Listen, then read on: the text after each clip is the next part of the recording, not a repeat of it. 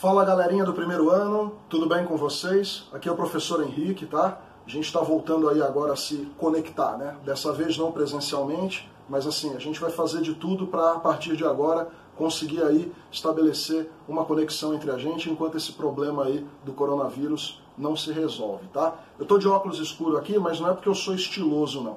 É que na hora do Profs montar aqui o pequeno estúdio para poder gravar esse vídeo para vocês, foi necessário colocar uma luz muito forte, né, para poder iluminar melhor. E assim, essa luz incide sobre o meu rosto, então o óculos fica um pouco melhor, vamos dizer, esteticamente, né, para não ficar com o olho com aquela impressão meio de que a luz está ofuscando, né? Tudo bem então, gente? Seguinte, ó, quero falar para vocês antes de começar essa breve revisão que a gente vai fazer, que eu tô sentindo uma falta danada no nosso convívio diário na escola, tá? E tô torcendo para que as coisas se normalizem aí o mais brevemente possível, para que a gente possa, né, voltar ao nosso cotidiano aí, para que as coisas se normalizem, tá? Eu e os outros professores aqui da casa, do Santa Cecília, a gente está fazendo de tudo, utilizando todos os recursos possíveis para poder manter aí o processo educativo com vocês, tá? Sem que essa ausência física atrapalhe no processo de ensino-aprendizagem, tá bom? Então assim, não vamos desanimar não, tá? Vamos manter aí o foco e a direção nos estudos, beleza? Seguinte, gente, o propósito desse vídeo, né, é fazer uma revisão daquilo que a gente viu no primeiro bimestre até essa paralisação por conta aí da Covid-19, tá? Então assim, eu vou relembrando aqui os tópicos e aqui ao meu lado eu vou sinalizando para esses tópicos e vão aparecendo aí imagens para vocês, para a gente poder tornar a explicar, né, aquilo que já havia sido passado nas primeiras semanas, nos primeiros meses aí desse ano letivo, tá bom? Então isso aqui vai servir para a gente como uma espécie de uma lousa virtual, tá certo? A gente começou esse ano vendo o surgimento da gramática, né? Vocês viram que assim, a gramática surge como ciência, né? A análise da língua, ela surge como ciência na Grécia Antiga, né? Isso se a gente não for levar em consideração o período anterior a esse período clássico. Na verdade, antes disso, ela já estava presente na Índia Antiga, né? E depois, no período clássico, ela surge de uma forma um pouco mais elaborada e organizada na Grécia. Só depois que o surgimento do Império Romano é que essa análise pormenorizada, né, e essa construção das regras da linguagem, só depois lá em Roma é que isso foi estabelecido e acabou aí, consequentemente, seguindo em frente aí com a história e com o idioma de cada povo até chegar na nossa gramática da língua portuguesa, tá? Nós vimos também os signos linguísticos e os signos visuais, né? A gente falou então de linguagem verbal e linguagem não verbal. No que consiste a linguagem verbal? A linguagem verbal é aquela que se estabelece por meio da verbalização, ou seja, da utilização da fala ou da escrita, tá? Como esses exemplos aqui. Agora, no caso da linguagem não verbal, ela se estabelece por meio dos signos visuais, ou seja, são imagens que passam uma ideia, como essas imagens, tá? Depois disso, o que a gente viu? A gente viu o surgimento da escrita alfabética, né? Antes dela a gente viu que teve um período aí em que a escrita foi pictográfica, ou seja, por meio de imagens que traduziam uma informação, né? E também, depois, na sequência, o surgimento da escrita ideográfica, que são esses ideogramas aí que são utilizados, ou seja, cada caractere traz uma informação. Só lá na frente é que surge a linguagem alfabética, né? Ou seja, aquela que parte do pressuposto de que o indivíduo precisa ser alfabetizado, né, para poder ler os sons das palavras por meio de letras, que é essa aqui, que é a nossa escrita e o nosso alfabeto, tá? O que mais que a gente viu depois disso? Vimos o conceito de significado e de significante. Lembram disso? O significado, o que é o significado? O significado é o objeto em si, né? Eu dei até aquele exemplo na aula, todos os anos eu passo o mesmo exemplo, que são as obras do René Magritte, né, do artista modernista belga, né? Quando ele coloca lá um quadro com uma imagem bonita, vistosa de uma maçã e escreve embaixo assim em francês, que é o nome da obra, né?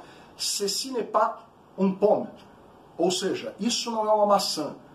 Ele tenta ali conceituar o seguinte, dizer que aquilo não é a maçã em si, é uma representação dela, por meio de uma imagem. E por meio de uma palavra também, pomme, que é maçã em francês.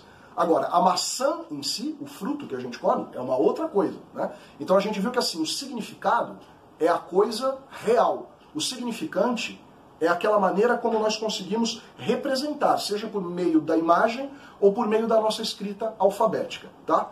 Além disso, o que mais que nós vimos? De um tempo para cá a gente passou a falar de fonemas, né? A gente entrou numa gramática um pouquinho mais ortodoxa e uma gramática um pouco mais técnica. E o que são os fonemas, né? Fonemas são as menores unidades de som de uma língua, né? Então assim, a menor unidade de som numa pronúncia é um fonema. Por exemplo, a palavra só tem dois sons colados, praticamente contíguos, né? Você tem o S, só, e o O.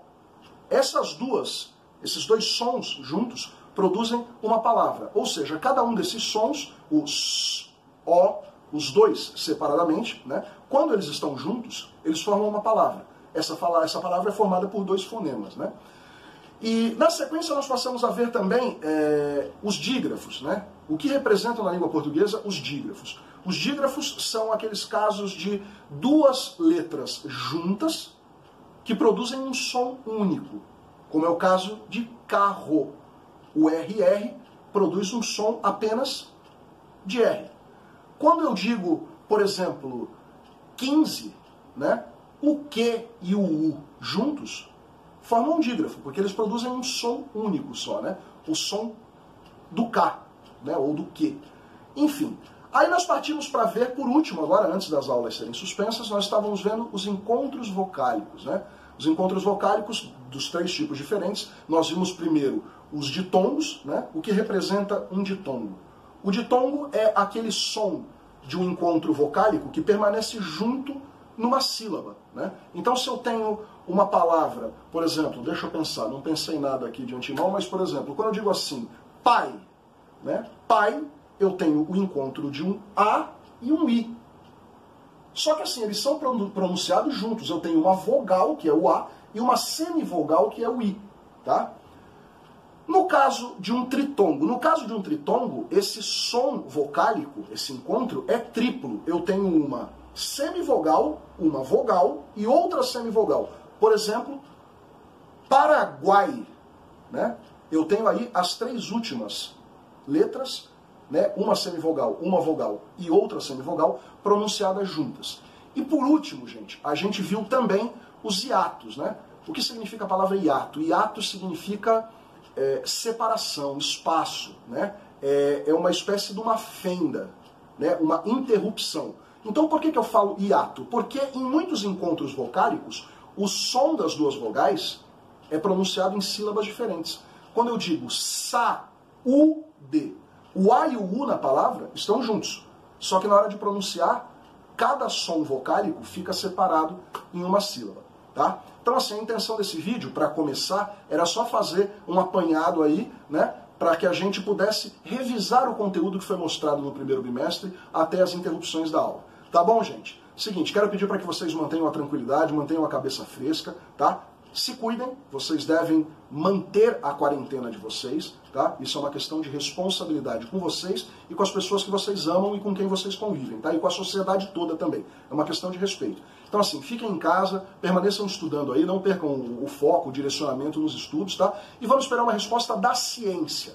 Só a ciência vai dizer pra gente em que momento a gente deve abrir mão de todas essas medidas que a gente vem tomando até agora, tá bom? Então assim, valorizem aí os seus amigos, os seus parentes, aproveitem esse momento de convívio, tá? Eu tenho certeza que tudo isso vai passar, vai ficar tudo bem. Falou, gente? Um abraço.